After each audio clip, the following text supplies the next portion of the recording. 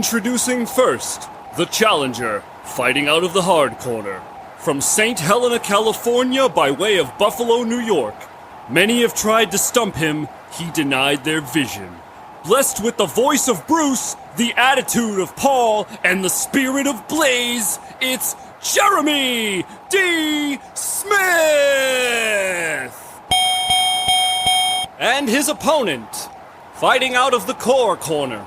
From parts unknown, weight unknown. Reason he didn't pick Minor Threat in the Straight Edge Super 7, unknown. It is the reigning, defending, undisputed 185 miles south trivia champion of the world, Daniel, these questions are too easy, Sant!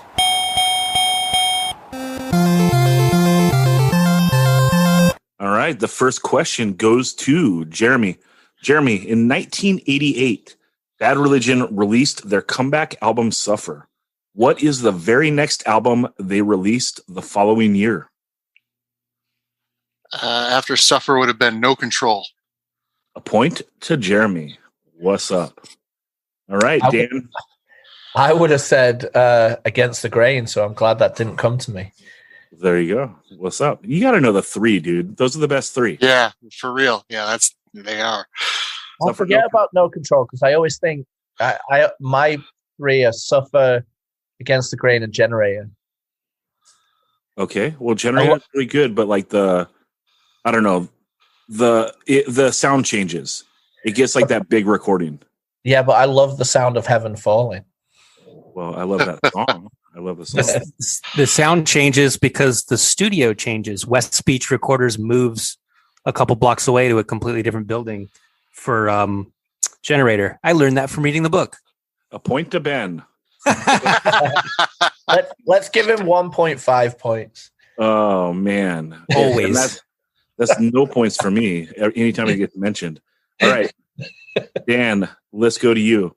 In 1989, RKL re-released their first 7-inch and LP on a German label called Destiny Records. What notable record label owner is depicted being harmed on the front cover? Doug Moody. A point to the champ.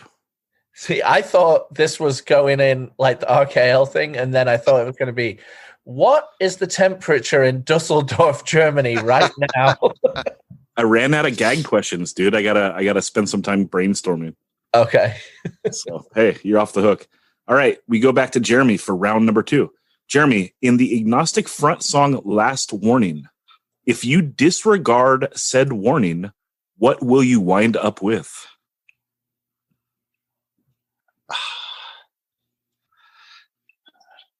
You know, I love that song, but I have no idea what the words are because it's like this here last morning. I have no idea.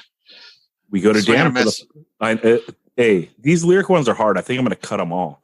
Dan, they're really hard when you're put on the spot, but I'm going to say Jeremy and the person who avoids their last warning is going to be left with regret.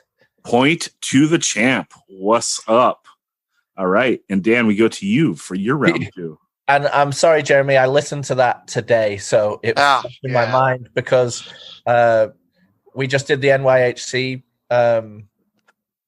I mean, way back in the past. Sorry. Sorry. I was listening to the NYHC playlist from our awesome Super 7 playlist from back in the day. That's what's up, dude. Never gets old. Yep. All right. That was a killer playlist. So respect Daniel on the shout out. Everyone check 185milessouth.com.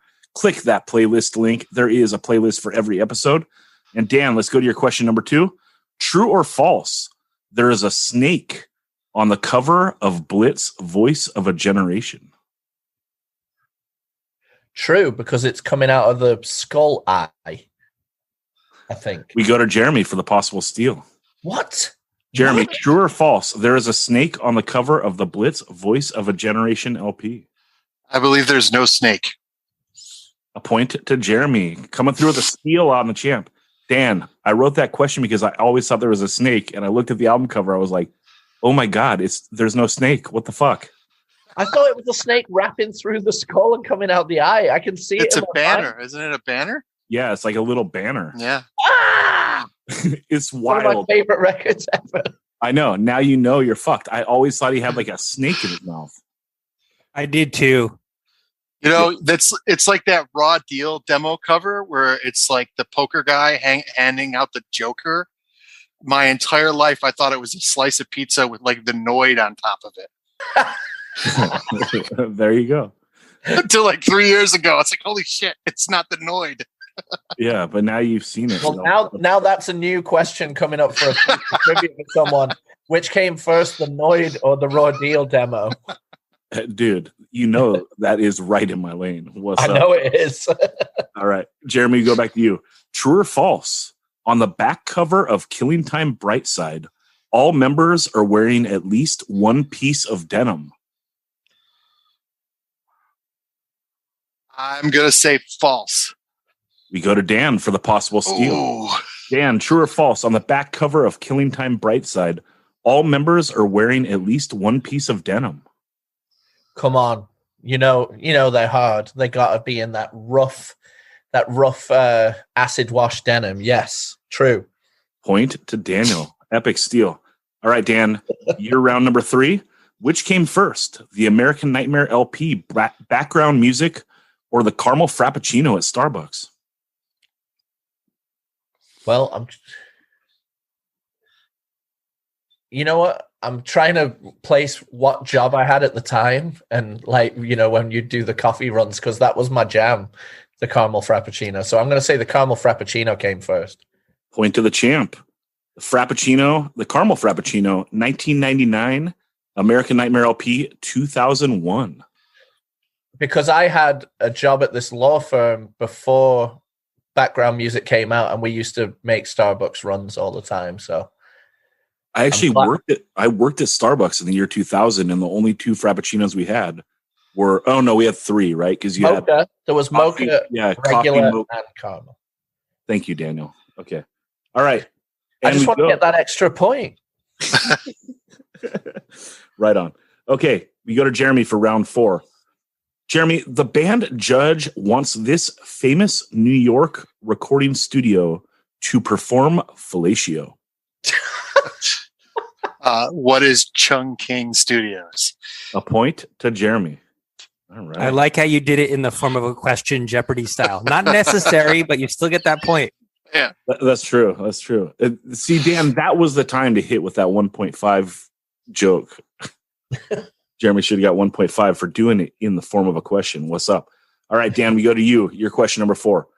This pre-terror Scott Vogel band put out a CD called 1,000 Cries on Trustkill Records in 1996. 1,000 Cries is... now you've got me second guessing between the 2 Vogel bands. Oh my God. It has, and this is right in his wheelhouse, Buffalo style central. But if I'm going 1,000 Cries, it has to be Despair because of the more emotional connotation of the title. It's Buried Alive's too tough for that. Well, explaining it won't get you the point, but you were correct. And that was a guaranteed steal for Jeremy if it went to him. Absolutely. Yeah. Absolutely. Yeah. And I mean, you don't like me explaining out the answer. I feel that's always like a great thing on a game show. No, I know, but it was like you were talking because as long as I keep talking, he won't tell me if I'm right or wrong.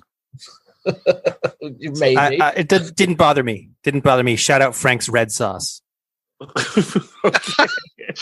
All right, and we go to Jeremy for round number 5. What the fuck? Shout out to the animal, the buffalo. Oh, that too. Yeah. Okay.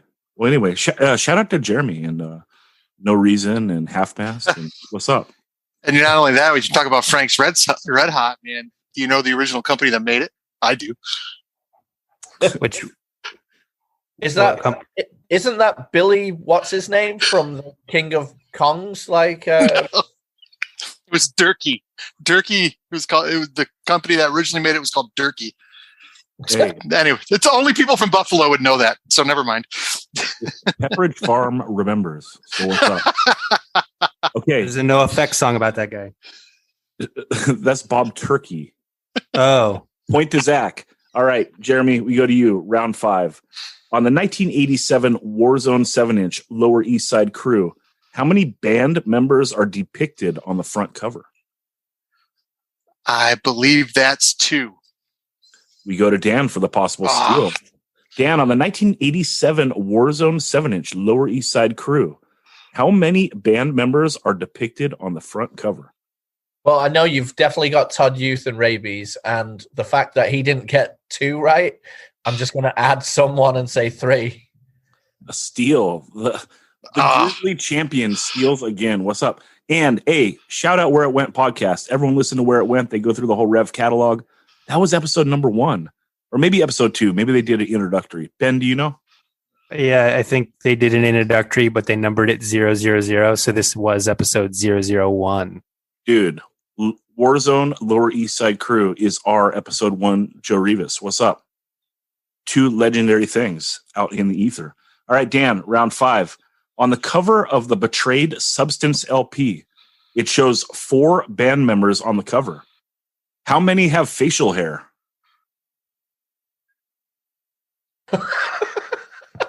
None. Point to the champ. All right. It's a posse band. They're not allowed beards. It's not the 90s, man. So what's up? All right. We go to Jeremy. Round number 6. This Western Massachusetts band put out a 7-inch in 1983 on Radio Beat. If you had their name, you might need stitches. Deep Wound. Point to Jeremy. Deep Wound is the answer. And we go to Dan for your round number 6. On the Clash LP London Calling, one song is a rhyme. What is it? Song is a rhyme. Oh, you mean the song title is a rhyme on itself? Song title is a rhyme. Okay.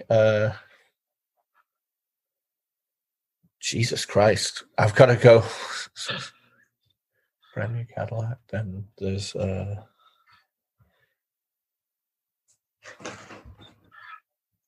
God damn it, what fucking button?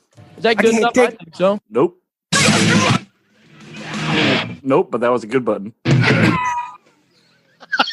Dan, you're getting saved right now. Oh, not that one either. God damn it, what the fuck? Jesus. It's like I just think VD rules, dude. Oh, well, Oh my God. A point to Stu. I can't take this pressure. Too many things I'm doing great, too much in it, too much in